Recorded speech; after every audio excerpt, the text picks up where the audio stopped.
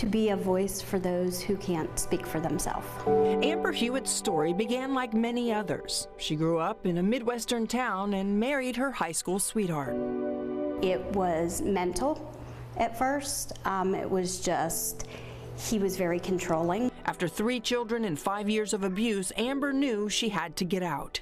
The final straw was when he beat me so bad that my kids were there and they heard it and saw it, and it just, something in me said, you gotta get out, you gotta go. At just 23 years old, Amber was facing life in a new town with nothing to her name and 3 young children to care for. I was in my car for a while with the kids, and we stayed in hotels. I can remember going to the public pool to use the restroom to take the toilet tissue because we couldn't even afford anything. I mean, it was really bad. They survived on food stamps and services like the Salvation Army for clothing and necessities. In 2007, Amber brought her boys to the Low Country, settling in the sleepy southern town of Beaufort, South Carolina. She found work, remarried, and for 10 years, Amber felt a sense of safety and security. It just felt good. And then violence reared its savage head once again. This time, it didn't come for Amber. It happened to her family. I can tell you every single thing that happened of that day. Amber and her husband were at home when they received the call that every parent dreads. It was a family member telling them that Amber's stepdaughter Stephanie and grandson Ryan had been shot. You know, she was in Tampa, Florida, so we're imagining a carjacking, somebody broke in, what happened?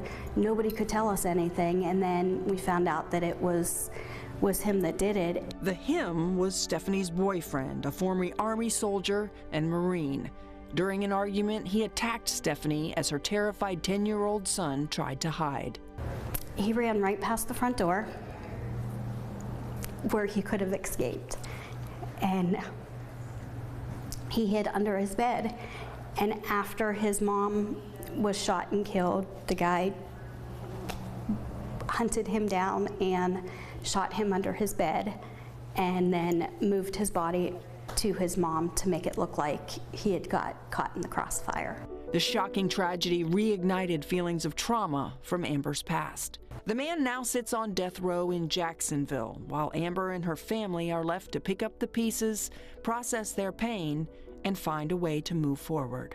So because I couldn't save Stephanie and Ryan, I need to turn this around. I need to make it have a purpose, make it make sense to me. So I've moved on by trying to help other domestic violence victims.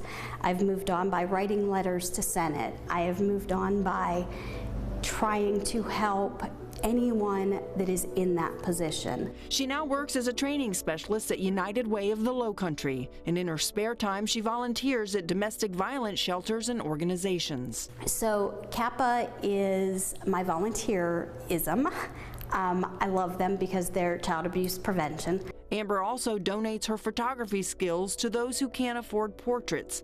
She named her service Amber's Eyes. So my goal is to be able to bring affordability or free pictures to a family, especially those who have lost a parent to domestic violence. Amber's story is one of resilience and recovery. Her mission to help others is nothing short of remarkable. I want to be their voice. I want to make changes so that there doesn't have to be somebody in those situations.